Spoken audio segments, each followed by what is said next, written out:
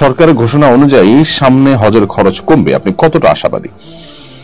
আমি যতটুকু জানি হজের খরচ তো ঘোষিত হয়ে গেছে, এখন তো আর কমার বাবার কোনো স্কোপ দেখছি না।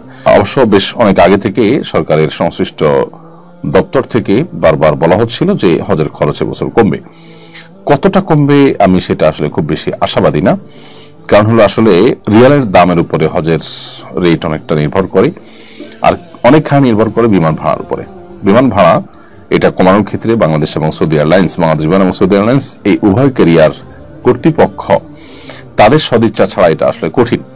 হাজিদের কাছ থেকে যে পরিমাণ ভাড়া নেওয়া হয় সেটা রীতিমতো জুলুম। একজন যাত্রীর জন্য বিমান যাওয়া আসার যে খরচ, সেটার খরচ নেওয়া হয় ডাবল। কারণ যাত্রীদেরকে নেওয়ার জন্য ফ্লাইটগুলো নিয়ে যায় আবার খালি আসে, এই ডাবল নেওয়াটা যৌক্তিক, কিন্তু এই ডাবল নেওয়ার কথা বলে মূলত প্রায় ট্রিপল পরিমাণ নেওয়া হয়। এটা একটা দুর্ভাগ্যজনক বাস্তবতা।